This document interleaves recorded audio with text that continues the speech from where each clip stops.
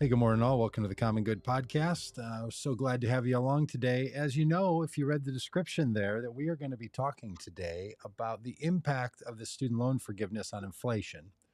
And even more importantly, like, how does all that work? How do we think about how the government spends money? And is canceling debt the government spending money? Dr. Fadhel Kaboub is going to talk to us about that. And Fadhel, I'm really interested in that point. Someone made that argument yesterday. Maybe you don't think about this as spending money when it's canceling of debt.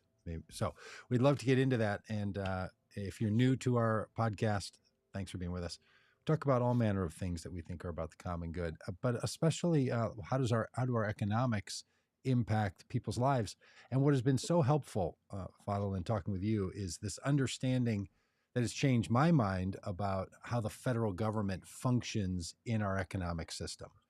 So, as we do often with you, take us on a short journey of explaining that, and then we'll talk about this. But as we always do, we start with a little weather update. I live in Minneapolis. Been bragging all summer. It's another glorious day. I don't get to do this in January, and February, and March, but in June, July, and August, it's just a perfect day. Rob Ryerson here from just outside of Fayetteville, Arkansas. Rob, how are things there? Hot, muggy, miserable. Frankly, I grew up in the North. I grew up in Cleveland, Ohio. I can handle the snow, can handle the cold. I'm the kind of person that sweats just sitting still, and Nice. this weather's miserable. But Well, we will watch your shirt fill with sweat. As you know. Fantastic. Fadhel, how does it look when you look outside your window? Well, good morning. I'm here in Granville, Ohio, so not very far from Cleveland. So it's sunny and nice today. Yeah. Yes. All right. So, Fadhel, what do you think? This big student loan push that all happened. The Biden administration came out and said we're going to eliminate debt for certain borrowers of federally backed student loans. This was a piece that the White House put out. So this is what they want us to think about: $20,000 of debt forgiveness for people if they got a Pell Grant. That is if you make less than $125,000 of taxable income, and that if you have undergraduate loans, you can cap your limits at 5%. And some people have said, "Wow, this is just going to make things crazy. That we already have a inflation problem. This is going to make things worse." How do you think about this, especially from this perspective of modern monetary theory and what the federal government's role in our overall economic system is? All right. So lots of things to pick at there. Starting with one of the words that was printed there on the White House statement, which is debt forgiveness. And I insist on calling this student debt cancellation, partial cancellation. Obviously, it's not full cancellation, rather than forgiveness, because forgiveness implies you've committed a sin, committed a crime, Nice. Yeah. and we're going to forgive you for what you've done. And what is the crime here? The crime is going to college, earning, developing skills, professional skills, academic skills, life learning skills to contribute to society, to become a more productive member of society, to contribute to better quality of life. So those are the crimes that millions of students have committed, and we've decided to forgive them partially for their sins. So Forgive us it's our all debts as we forgive others, right? That's what you're saying. with an apology for having put through years of debt payments, interest payments, for doing the right thing as a productive member of society. So that's the kind of a rhetorical starting point that it's not really helpful to use this kind of language, because it doesn't acknowledge what the roots of the problem are. That the reason why we're in such a severe student debt crisis is because we've neglected one of the most important pillars of our society, of our economy, which is education. So we can come back to that point. In terms of a lot of the opposition to this partial debt cancellation by the right and by the Democratic Party establishment, the professional economists, the gatekeepers, as I call them sometimes, is that this is going to be inflationary. We've heard President Obama's former economic advisor, Jason Furman, saying we're pouring gasoline on the inflation fire, inflation flames here, because this is going to put billions of dollars into the hands of people, and they're going to go out and add to the inflation pressure. Mm-hmm. So here I'd like to, take a pause, because most of the concern here is about inflation. And when you go back pre-COVID, because we want to understand, is this going to be inflationary? Is this really going to make things worse? Or is this just the equivalent of any of the other tax cuts that the government provides to businesses, to the elites, or whatever? So when you go to the pre-COVID time, where when I say we, MMT economists who designed and supported the efforts to pass what is it called, the Green New Deal, right? When we designed that massive transformative structural program, we designed it with an eye towards inflation, with an eye towards the inflation pressure points of the economy. So let's go back to that pre-COVID time and look at what are the inflation pressure points. And then I'm going to add to those inflation pressure points the COVID inflation pressure points. And then I'm going to add to it the Ukraine-Russia conflict inflation pressure points that we're living through right now. And then we'll see if the student debt partial cancellation adds to that inflation or not, and what else we can do to tame this inflation. So pre-COVID in the US, I'm not talking about the rest of the world, we have 4 inflation pressure points: energy and transportation, housing, real estate, especially in certain pockets of real estate in this country. Number 3, healthcare, and number 4, higher education. And these are the first 3 are connected to higher education in a way that I'll explain in a second, because it's going to be very important for us to address today. So those 4 areas of inflation pressure point from an MMT perspective, when you analyze why do we have rising prices in those particular segments, 2 reasons. 1, we have lack of productive capacity. In other words, we haven't invested enough to increase the supply side to make those resources more available at a lower cost in a democratic way. So we've created an exclusive system in healthcare, an exclusive system in education, an exclusive system in housing to some extent, and so on. And the number 2 source of inflation for each one of those areas, especially the first 3, is what I call abusive market power.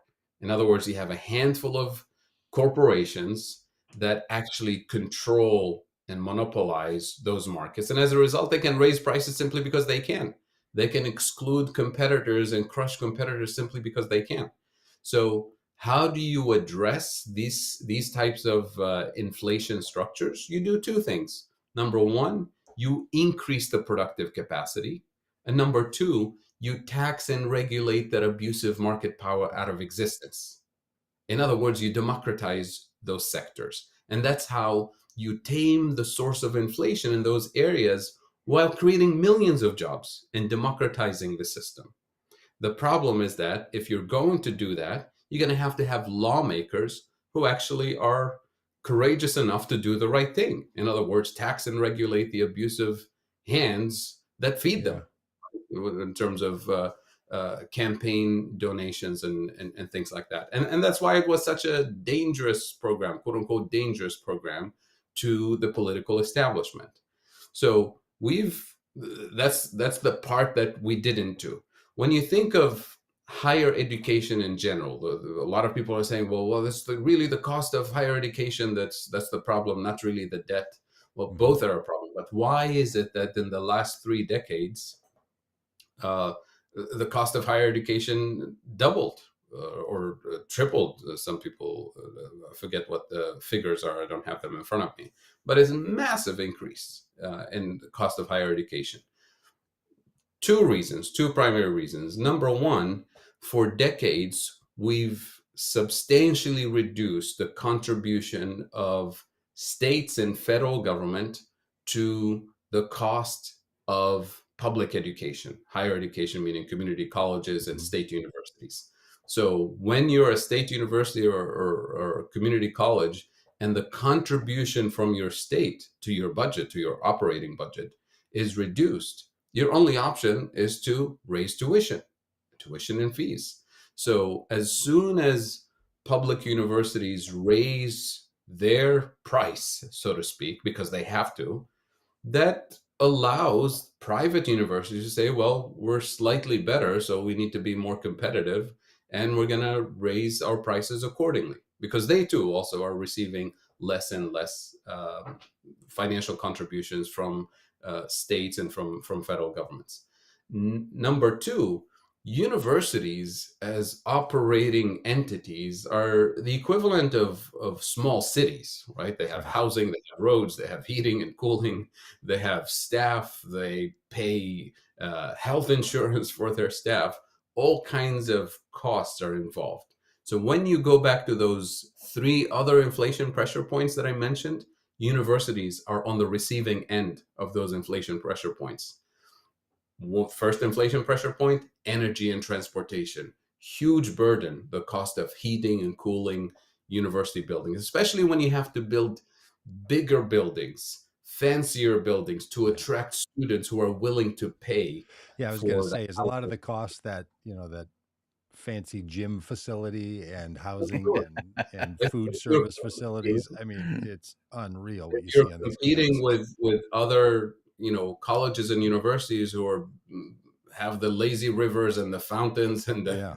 and all of that, I mean, it used to be there's that the there's an nicest building advantage in there. town would be And like the fire station, because I was always surprised as a kid. I'm like, how come the fire station's always the nicest building, or maybe the library, unless you're on a university campus, in a Mhm. city, and you're like, oh my gosh, these buildings are unbelievable. Sure. So it feels So like there's a whole lot make of a other yeah, competitive costs going on there. But that's not exactly. really, that's overall the price of, how do we decide to It is educate one people? it is one of the components, but the cost of energy is a huge Sure. component of the cost of doing business for universities. So the entire system faces higher cost of energy. Universities transfer that cost onto students. Number two, real estate, construction. If that cost goes up across the country, especially in certain pockets of the country, that transfers into higher cost of doing business. Cost of healthcare for university employees is a huge burden. Cost Hmm. of healthcare Hmm. for construction companies or construction workers who are building those buildings or maintaining those buildings. All of that inflation pressure points from big pharma, from the healthcare system that we have, which we can have a whole other hour discussion about that. That gets transferred onto the cost of doing business for universities. So universities are facing the three inflation pressure points that the rest of us face anyway, Hmm. plus the fact that states and the federal government is contributing less and less to their cost of doing business. So they have to raise tuition. So if we don't Right. address all of these things simultaneously, the cost of higher education is going to keep increasing. And on top of it, we decided instead of fixing these problems at the source, we decided, you know what? We're not going to touch the inflation pressure points. We're going to let it fuel the cost of higher education. And then we're going to go to those 18-year-olds and their parents and say, hey, there's these loans for you. You can Yeah. actually go through this. Don't worry about it. Yeah, they And made then made 3 we decades made we later, made we money have easier, $27 right? We billion made money worth easier. of student debt. All right, so Fadl, talk to us about inflation and how it works, because the thing that we're hearing all the time, you hear this across all mm, sides of political ideas, is no one's really quite sure what's going to cause inflation to happen. Like if you knew what it was, Mhm. then you would just address it. But there's all these factors, all these features. Something causes inflation, and the central bank, the Federal Reserve, is super worried about this. And as we've talked before on this podcast, they have a limited number of things they can do about making money available. Can you just talk a Right. bit about what is inflation? Yeah. Where does it come from? And what are the things people don't often understand about how the economy actually works? We've been talking about this a lot, and I spent, a good 15 minutes looking at images about modern monetary theory. And there's one here that says, look, use a bathroom or kitchen sink. The faucet is government spending, that's money going in. Water is the money itself. The sink stopper is like tax policy. and you let money in or out, and then the drain is like taxes and money spent from the economy that then goes away. So what you don't want, obviously, is you don't want, a big spillover from there being too much money, because the theory then is that that causes people to raise prices. That's been confusing to me my entire life, that the idea that if you have more money, if we all have more money, things are going to get more expensive. It doesn't feel to me like that's really how it seems like if there's not enough things, things get expensive, as Sure. opposed to you all have too much money to spend. So you're just going to like collectively waste the money. But maybe you'd buy other things, but I don't think someone's like, hey, you know what, sweetie, let's spend $3 more on dinner tonight because we have more money. They might just say, let's have another dessert, not spend more money on the one meal they were going to have. Can you help us understand how an economist thinks about inflation and why relieving debt would then put more money in the economy, which would then cause inflation, which is the big argument that people, separate from the fairness question about student loan Mhm. forgiveness, but this inflation thing. Can you Sure. talk a bit about that? Let's start with the simple definition. Inflation is basically when the average price level in the economy goes up month to month, year to year. The opposite of inflation is called deflation, when the average price level month to month or year to year goes down. So we're not talking about that. We're talking about inflation right now. And the Bureau of Labor Statistics, which is the government agency that actually measures inflation for us on a monthly basis, what they basically do is they look at the average American family, not the richest, not the poorest, and they look at the basket of goods and services that they actually consume. You buy milk, you buy butter, cereals, clothing, transportation, all kinds of things. And they look at the price tags of average items in that category, and they create like an average for milk, an average for meat, an average for all kinds of things that we consume. Again, not the fanciest product, not the lowest quality, kind of average. And they build an index called Mhm. consumer price index. Think of it as a weighted average of the prices of those things that the average family buys. And then they track that index month to month, year to year. If the index goes up, we call it inflation. If the index goes down, we call it deflation. In our situation right now, that index is going up, and it's going up at a rate of 8 and 9% annually. That's why we have such a high inflation rate in the last few months. So that's inflation. That's how it's measured. It's based on the prices of the things that the average consumer uses. There's a few more details, but that's the easiest way Mhm. to think about Mhm. it. We're told, and when I say we're told, is the mainstream perspective, is that when the government spends more, spends too much, and has a larger deficit, is going to put way more money into the system, and that's going to cause prices to go up automatically. What MMT economists emphasize is that it's not really the fact that the government is spending more that's causing inflation. It's the fact that sometimes the productive capacity of the economy can't handle the additional demand from consumers. In other words, Yeah. we have a shortage of housing, and consumers want to rent more or buy more. So the demand for housing goes up, but the supply side, the productive capacity, can't meet that new demand. So it leads to higher prices. So the solution here, you have two ways of fixing this, depending on where you stand on the spectrum of the economics profession. One way to fix it is to say, you know what? We're not going to put more money in the economy. We're not going to give those workers higher wages. Even better, we're going to do something to make some of those workers unemployed so that they don't have any income to Right. go out and buy a new house. Right? That's one way to do it. Technically, sure, yeah, you kill a certain portion of the demand by throwing some people under the bus. Another approach to do this is to say, well, you know what? We could hire even more workers and build more public housing, more affordable housing, Yeah. and fix the problem, which is we don't have enough housing. And you can think of this in any other sector of the economy. So the mainstream of the profession says we need to reduce demand, right? Because the government is not in the business of building homes and doing the production, right? That will be socialism. So what do? We tell the Federal Reserve Bank to raise interest rates, make it more expensive for consumers who already have debt.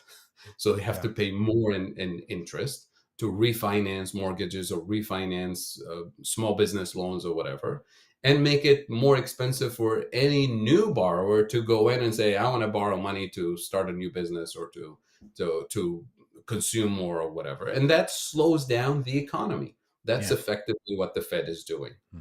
The problem is there are other dimensions of Huh. inflation that I described a little bit earlier. It's not just about the production side, the supply side. It's also about the fact that real estate companies, landlords have abusive market power.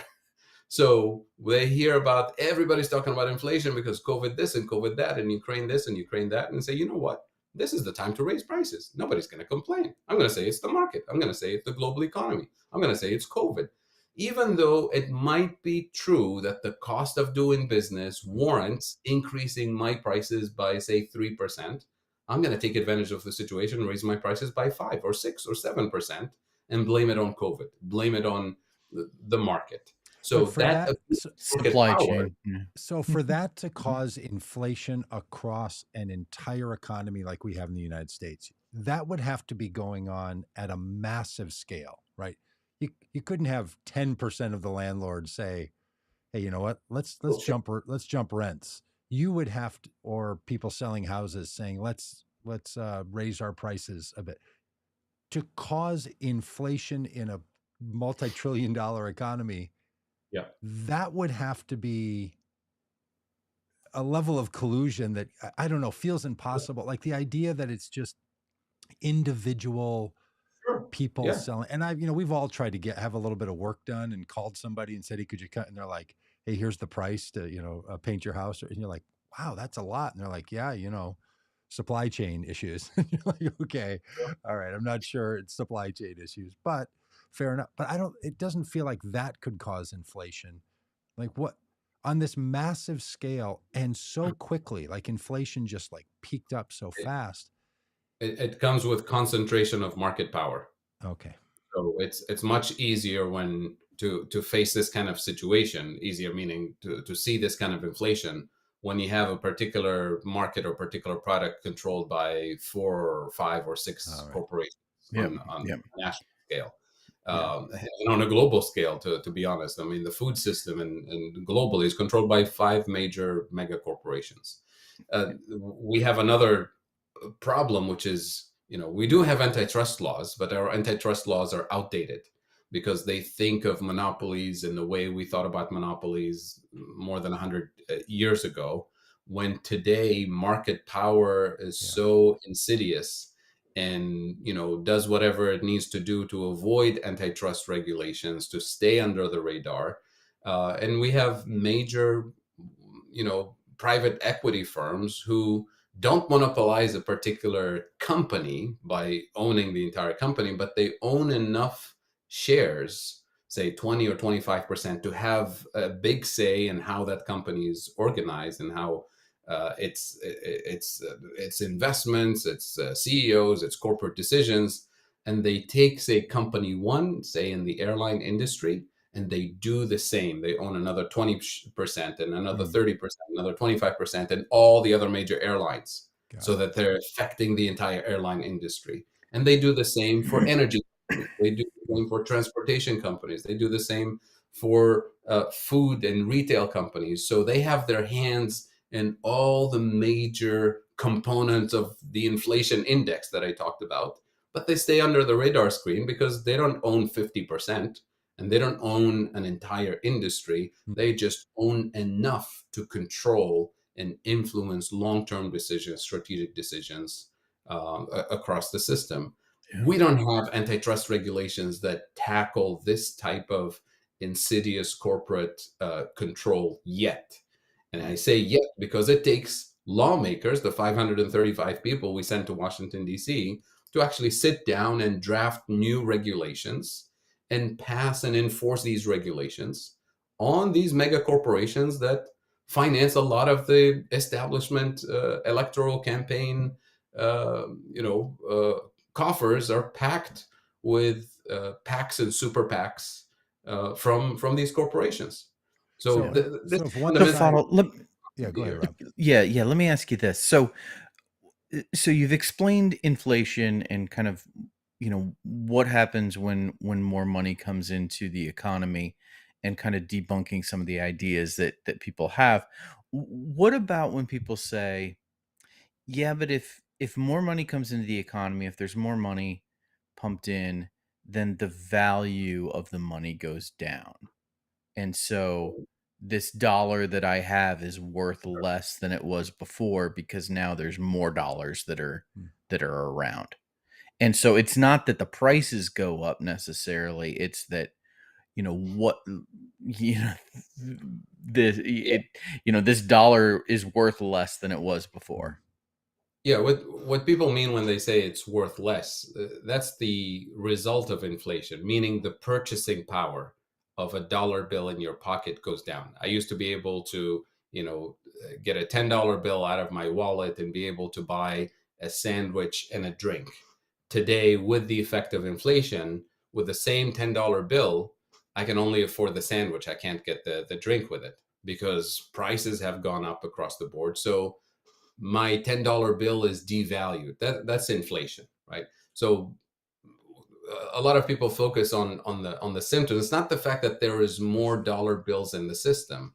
It's the fact that there's either less productive capacity, and when we say productive capacity, it means the capacity of the economy to produce sandwiches in this case, or soft drinks or whatever, which may have something to do with the availability of the inputs. It could be that aluminum cans, we have shortages of aluminum cans because there are supply chains problems, or because the cost of energy that goes into producing and transporting aluminum cans has gone up. So the price of your aluminum can, soft drink is going to go up. Yeah. So you have to focus on the source of the problem, which is lack of productive capacity and supply chain disruptions. And in some cases, abusive market power that says, you know what, everybody's talking about supply chain disruptions, even though I don't technically have supply chain disruptions, but I'm going to claim it's happening across the board and Yeah. raise my price anyway. So with the student loan cancellation, there's this idea that this is going to pump all of this money into the economy. Mhm. A, that isn't going to cause inflation, because that's not going to drive up prices, from what I hear you saying.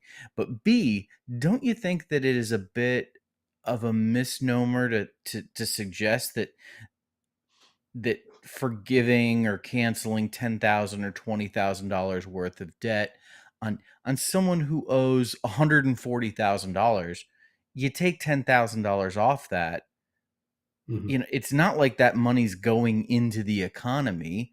It's simply, causing that loan to be paid off sooner than it would have been, right? Because I mean, most people who have student loan debt, that like, this is a fraction of the number that they have. It's not going to be it's not like everybody's getting a $10,000 check. It's just that they're going to be able to pay off their student loans a little bit sooner than they would have otherwise. Am I thinking Right. about this incorrectly? Absolutely. So the fact that you cancel $10,000 for uh, from like the student loan burden, the debt burden that students have, it doesn't mean it's the equivalent of $10,000 per borrower have entered the economy immediately and is going to add to the spending. It's the $10,000 payments plus interest payment over the next 10, 15, 20 years worth of monthly payments that's being canceled. So yes, the loan will be paid a little bit early, paid off a little bit earlier, which means the impact of that equivalent amount is really spread over many, many, many years. So it's not like $500 billion of additional spending went into the economy. Right. The other way to think about this is that these were payments that were going to be made to the federal government, that now the federal government is saying, well, it's the equivalent of a tax, right? So it's the equivalent of a tax cut. We're saying we're not taking this tax. We're giving you a little break. Yeah. So it's not like the government is spending more today in terms of $500 billion more. It's spread over many, many years, and extremely small in terms of the size of the US economy Right. to constitute a massive injection of money that would add to any inflation uh, in any significant way. Uh, in terms of its impact on the borrowers themselves, yes, it's significant to have a reduction of $10,000 or $20,000 Mm. from your student loan burden. But for a lot of borrowers, they're still paying a lot more over the next several years, in some cases decades. So it's really, you know, I wish the entire thing was canceled so we can have a real conversation about its Sure. impact. But Yeah. it's Yeah. that let's just do 10,000 here and 20,000 there, and let's pretend it's really not that inflationary. Let's cancel the whole thing and then talk about, is this really going to be inflationary, and have a real test of the impact of this on, you know, transforming those lives, and Yeah. moving forward to the real issue, which is, how do we make sure this never happens again to any other generation moving Yeah. forward? Well, that Yeah. does feel like it's a bit of a problem. One of the things I did hear about this, the reason the number was set at 10,000 and 20,000 is that 45% of people are going to get this relief. That is the amount that they owe. Hmm. Yeah, So the reason they've settled on that versus other numbers that have been thrown around is that it seemed to have the most amount of impact. There were a lot of sure. people who didn't finish college. They took out student loans, especially the first and Yeah, second year, didn't earn a degree. Their earning power hasn't gone up, but they're saddled with this debt. And to be freed yeah, up from it is a massive shift for people. Because there's a lot of people for whom $100,000 of debt is reasonable. sure. Say you buy a house, or I don't know, maybe a graduate degree or something. But for a lot of people, $10,000 of debt, that prevents them from doing a whole lot of things. So it's Yeah. supposed to kind of free people up. But Fadhel, one of the things I haven't understood, and this I heard this way back in the Obama administration. I think the Obama administration made a change where the federal government took over the financial obligations of federally backed student loans. In other words, if I take a loan from my bank, from Bremer Bank or somewhere, this local bank nearby. And then the federal government sends me $10,000 to pay off my loan. Then I take $10,000, I give it to my bank, pay off my loan. But if someone has a student loan, they're paying that back to the federal government, right? Even though it comes through a bank, Hmm. right? Yeah. They're Because the processors. federal government has to use banks to move its money around. It doesn't Sure. give it. There's no Uncle Sam ATM where you go get money from the federal government. You have to get it through a bank. Yeah. But Yeah. student loans are actually owed to the federal government.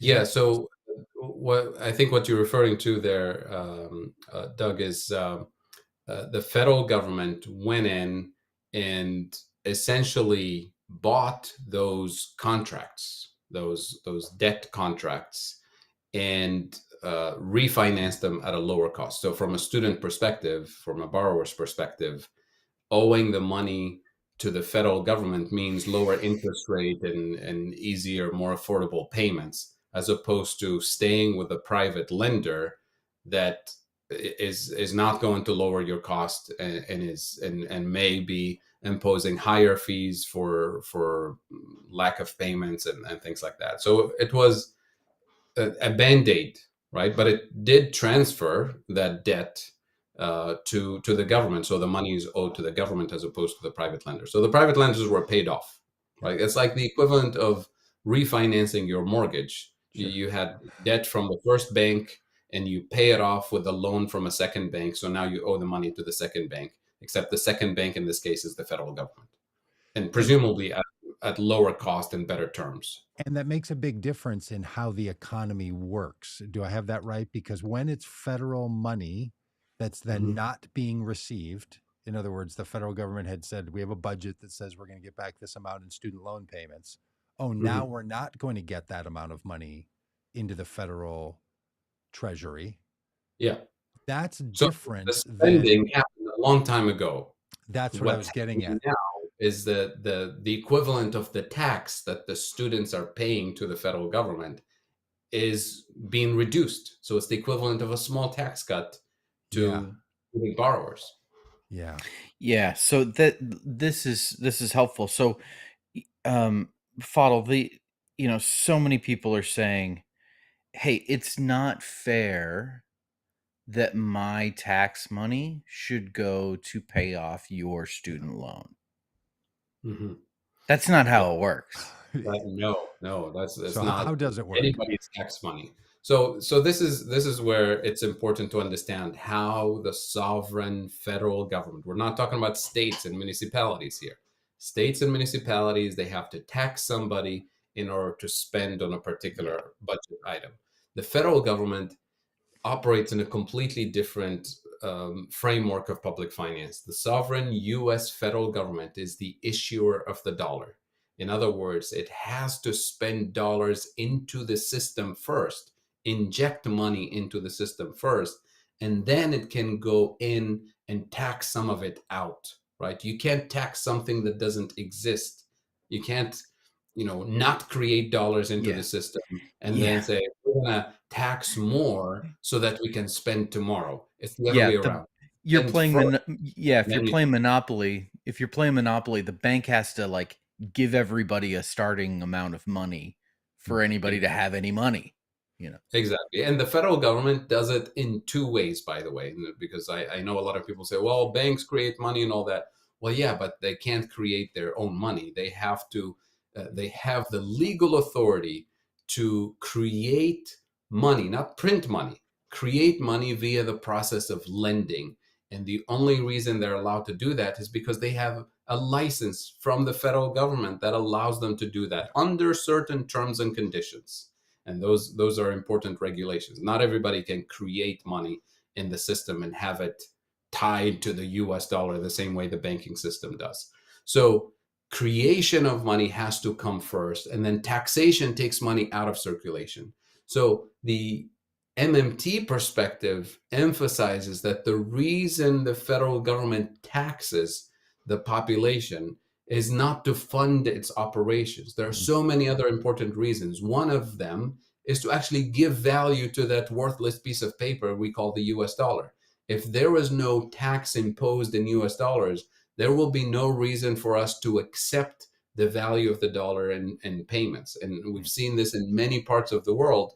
When the government loses its capacity to impose taxes, fines, and fees in its own currency on its own people, the value of that currency goes out of control. And people typically switch to another currency, usually a foreign currency. Yeah. So the reason why we impose taxes is to actually create demand for the US dollar. Otherwise, Mm. it will disappear from the market. So that's an important reason to tax. The other important reason to tax is to withdraw money out of circulation.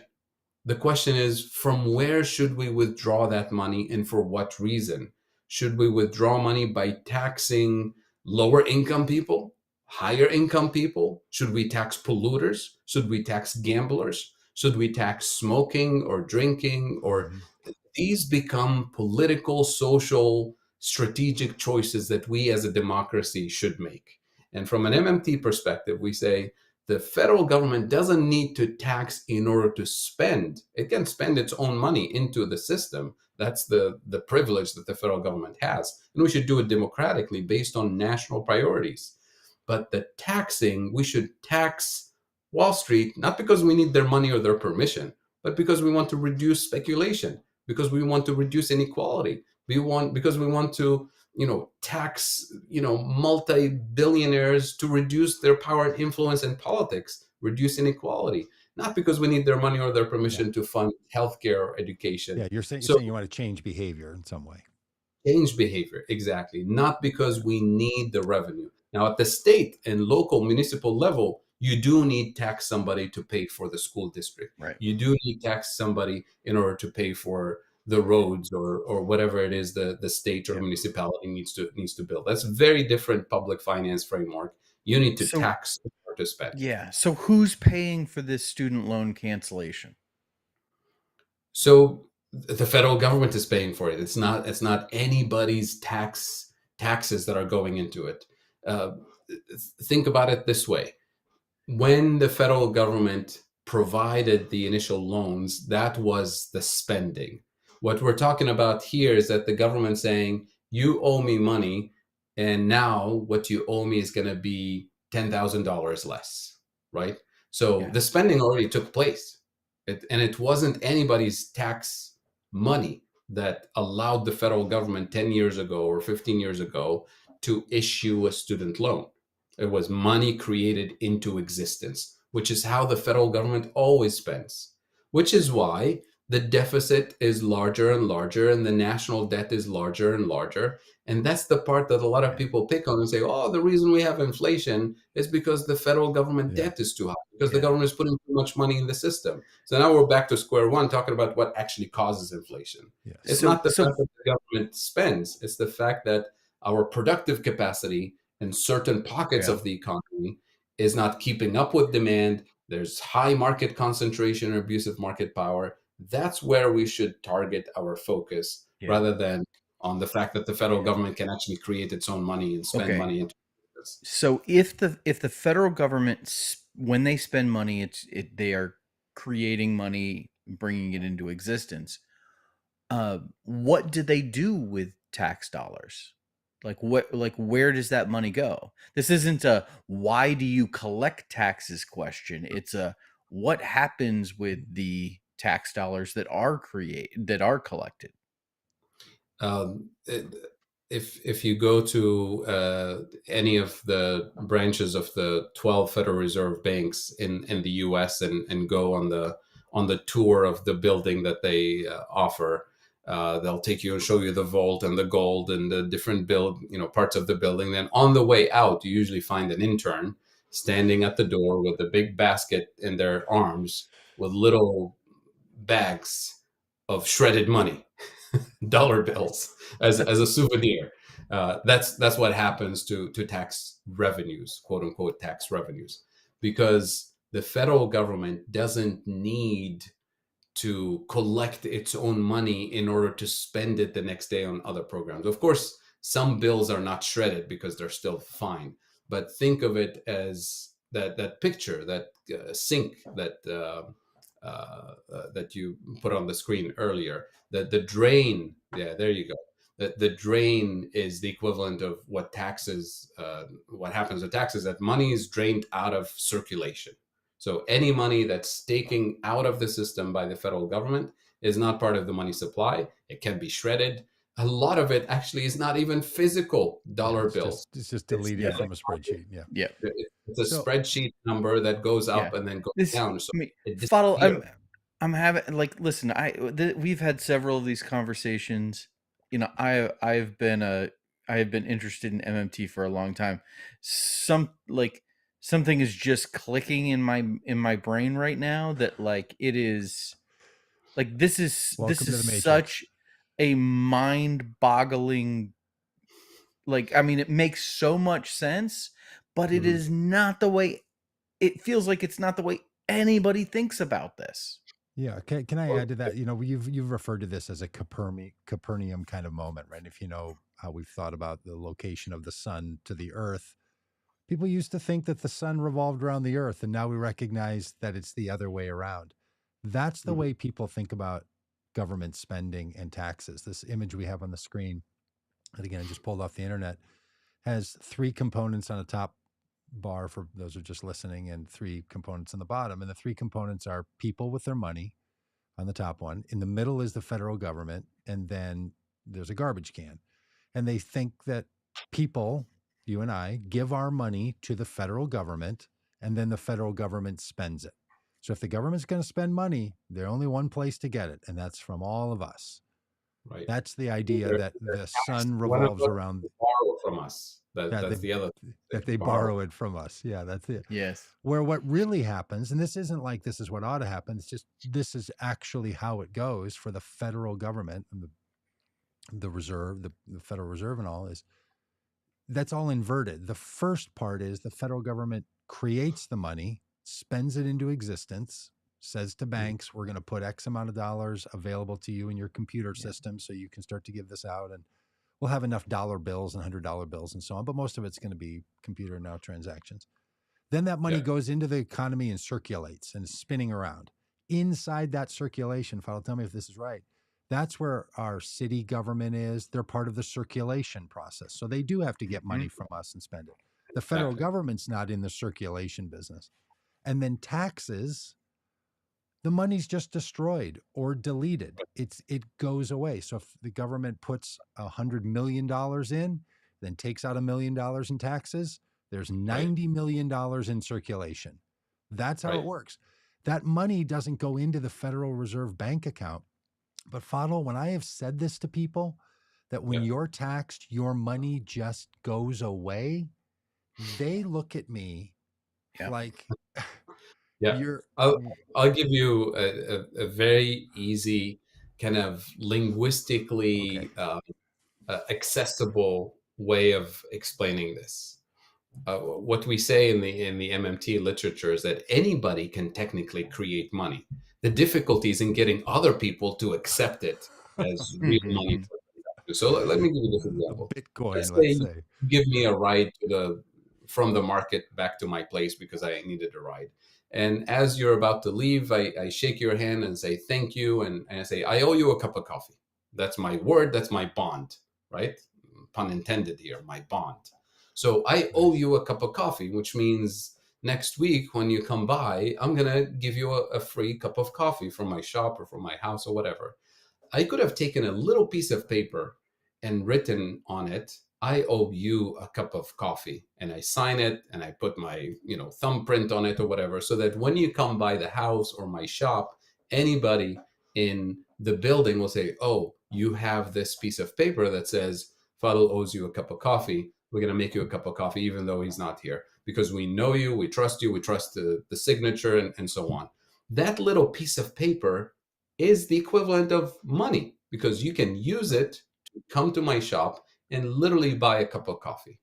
But I guarantee you, you can't take that piece of paper anywhere else in the Yeah. system because it's not acceptable anywhere else. It's just acceptable within that little circle Nice. of people who know you and know me. That's money that I just created. And when you show up and redeem your little piece of paper for a cup of coffee, guess what I'm going to do with that piece of paper? I'm going to shred it. That's I'm not right. going to recirculate it to Nice. another customer Of course you because shred it. so that's how money is created. Money is the equivalent of the federal government saying when we spend money into the existence, I owe you a Yep. dollar, right?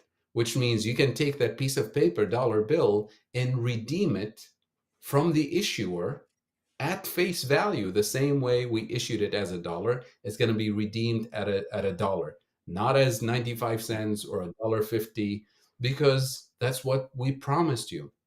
And the only thing the federal government promises when they issue money is to accept their own money back into in the form of payment of taxes or fines at face value.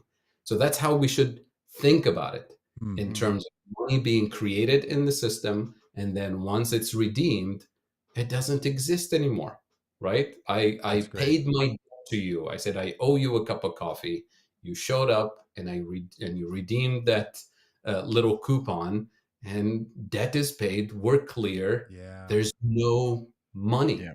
left Yeah. in that transaction. Well, Yeah. that is super helpful. Okay, so I have this question for you, and this is a bit more philosophical about why we do taxes the way we do.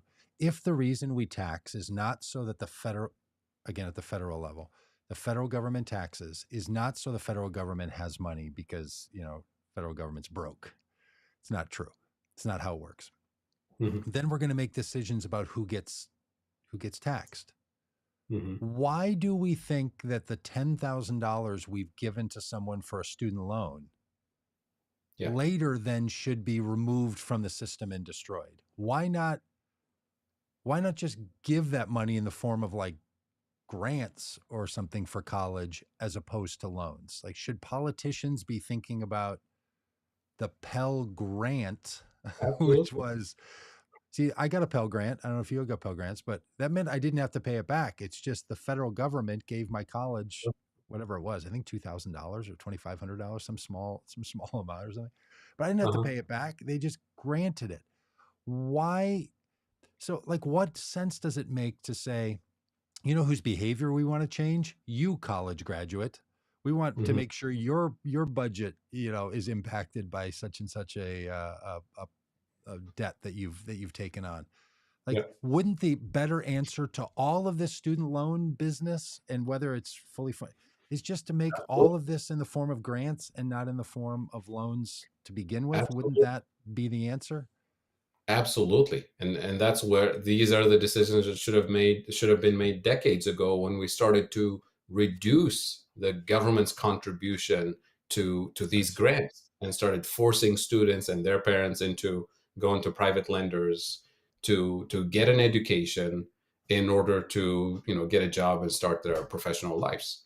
So that's what we're talking about here, canceling the entire debt, offering a public apology to the millions of people who had to go through this pain, and fixing the problem at the source, which is providing universal public education to fuel the development of skills and knowledge and innovation for our society, for our economy. Mm-hmm. That's the right thing to do.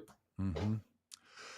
What wouldn't some of the language around this for the Biden administration or any other administration that wants to do this in the future say we're going to convert the loans into a grant? Wouldn't that be a just sort of a better way to talk about it? Because I do think you're right that there's a trigger that happens in people's minds where they think, well, debt never goes away, so if you're not going to pay it, then I have to pay it. Yeah. And that just isn't a different headspace than, I got a PPP loan for organization that we run, and they converted that loan Yeah, into a forgivable grant, and that yeah, felt great to everybody. Everybody's like, "Hey, that's a win." It's a little surprising that in all these conversations for decades about what we do with student loans, and even what the big move that Obama did by moving private lending money into now federal loans, that it didn't move into grants in some way. What I'm getting at is even separating out, like, let's find some way for the federal government to pay states to pay for state colleges, yeah. like just produce X amount of dollars for every person to get to go to college, and you never have to pay it back. You get 20 grand, or basically take the Pell Grant and add a zero. I don't know what the answer, but So, you work Doug, this? Is anyone you talking about remember, this? yeah, as I said earlier, we started with big transformative programs that cut across all the major issues that we have: student debt, healthcare, education, transportation, climate infrastructure. And that was the Green New Deal. And the Biden administration said, no way, we're not supporting anything like that. So we got a much, much smaller proposal that kind of captures some of those bits and pieces. And it was called the Build Back Better bill. Yeah. And the establishment of the Democratic Party and, of course, the Republican Party said, no way, we're not having this thing called Build Back Better. It's too much money. It's too inflationary. It's too Got much. it. And we ended up with a much, much, much smaller version of that, and it's called the Inflation Reduction Act, and this little bit of debt cancellation for students. And so we're moving slightly in the right direction, but we're not really addressing uh, in a transformative way, because we're going to bump against the deep vested Mm. interests that control all the major components that we talked about earlier: real estate, the financial institutions that benefit from this debt entrapment system, big pharma, the entire power structure of the US economy and the global economy to some extent is left intact with the Inflation Reduction Act and with the student debt partial cancellation.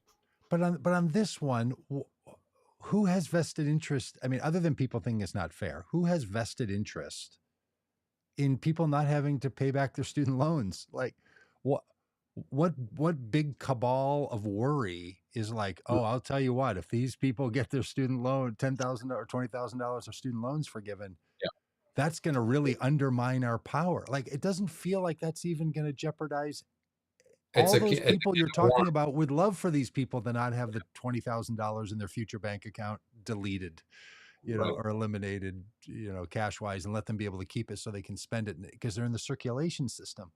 So right. It's it's setting the just, precedent, and it's opening a can of worms related to what else needs to be done to prevent this from happening again, which is going to the roots of the problem.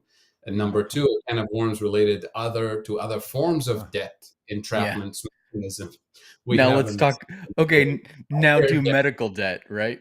Exactly. Okay. How medical debt, credit card debt, predatory lending, and the Well, poorest I communities. guess the difference, though, I mean, look, I guess the difference is you could say, well, if your medical debt is owed to the federal government, then yes.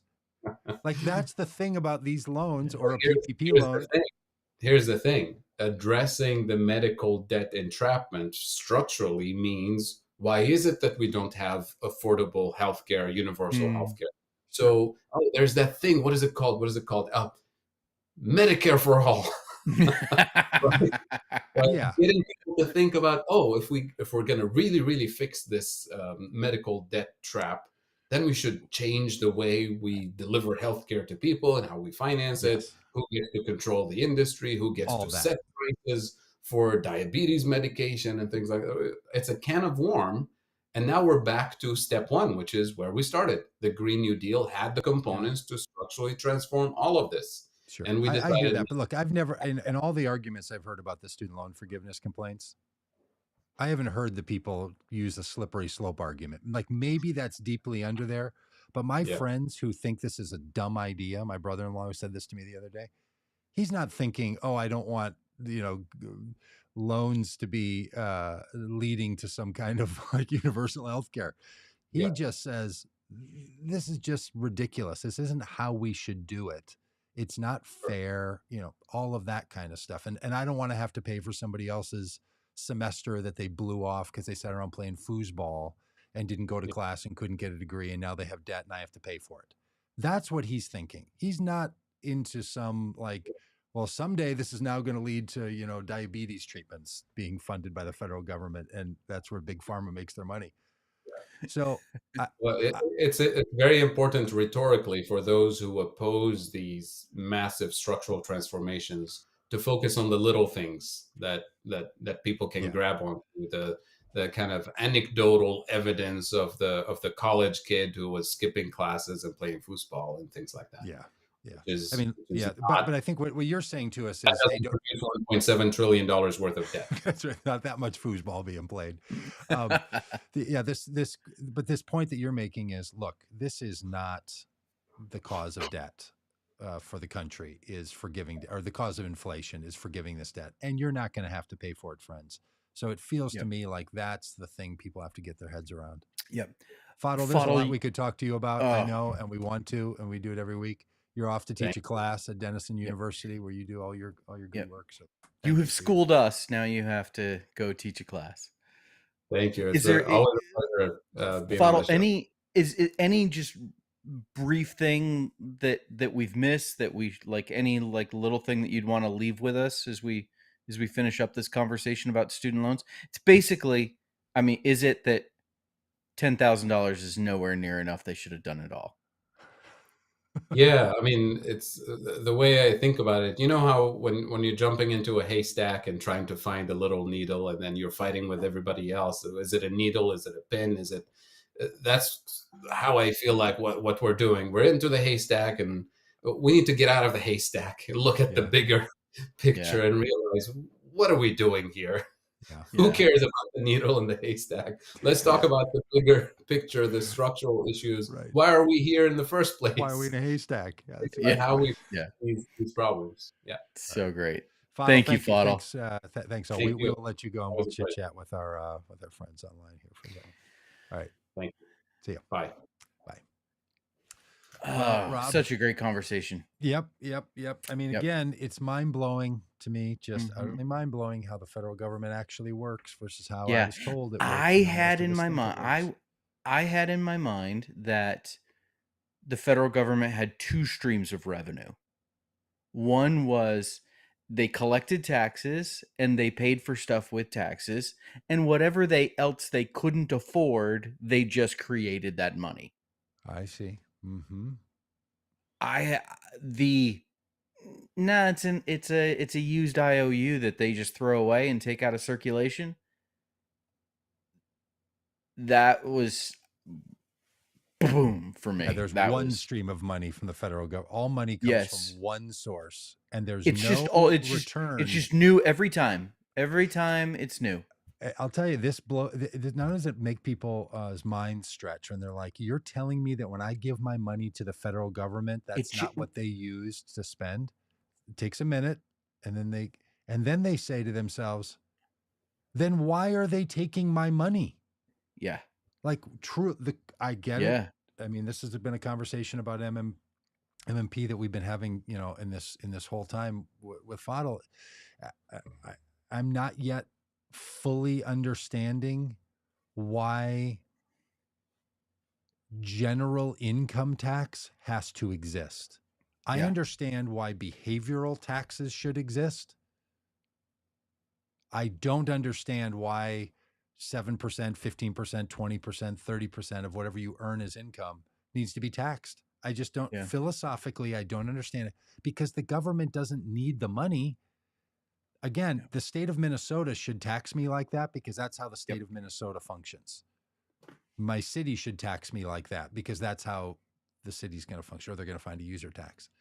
That's fair. But the federal government, if it's all about inflicting behavioral effect on me, what effect are they making? Now, Fadhel has said to me, well, it keeps you working, right? Like if you earn Yep. $10,000 and we take 15% of that, so now you have $8,500. You have to then work to make that next $1,500 that we took away from you. So we're keeping you working, right? So income taxes are designed, in one theory, to keep the merry-go-round going and to keep you working and active and all the rest. I'm like, okay, that is a terrible idea. Because at some point, people have enough money already. Now you're just taking money and they're like, oh, I work for fun, or I don't work because I don't have to, whatever. But any income I'm making, the fact that you're taking it is very hard for people to grasp. And we want to believe that our federal financial system is serious and fair. And I just think MMT Yep. has shown modern monetary understanding, meaning theory understanding, tells you how it actually works. It's not a theory about how it should be. It's a very ineffective name, I think, modern monetary theory, because it makes it sound like someone's making a Yeah. suggestion about how it Right. should go. Right. It's an explanation about how it does go, Of how it is. Yeah. of how it Yep. is. And this is not because you can't tax billionaires enough to take the power away from billionaires. This is why I just like the whole thing. Like, we need to do is regulate billionaires and tax them. How much? They're always going Yeah. to have more. Exactly. It's not the amount of money billionaires have, right? So if you take Bill Gates or Jay-Z or Michael Jordan or Zuckerberg, it's not about how much money they have, put a dollar amount on it. It's about how much money do they have compared to the rest of us, right? Because they have more, they do more things and influence more outcomes. So the proportions aren't going to change because you tax somebody.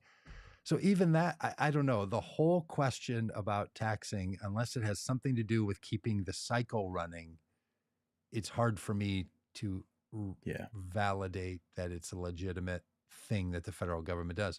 And then you know who I end up sitting around with? All the don't tax people, political right. That's not a It's comfortable place. fascinating. I don't Oh, want to be sitting next to these guys yeah. that are telling me, Oh, taxes are crime. I don't think taxes are crime. I don't think it's yep. theft. I don't think the Taxes government's are theft. Yep. stealing money from me. I just think it's a bad idea. And it feels like we've talked to lots of politicians and lots of elected officials. Most of them have no idea of this. They think the Yeah. way you and I think, which is either all the Yeah. money comes from the federal government and then they spend some money, and go into debt to spend money, and they have to borrow that money from China, or they don't have to borrow the money from China. They just make it on their own, but they still get money from taxes. That's how Yeah. everybody Yep. except, like Yep. Fadhel and maybe Elizabeth Warren. In fact, Stephanie Kelton, who we've played lots of her material here on this podcast, if you want to go back and listen to it's called the myth, or the deficit myth.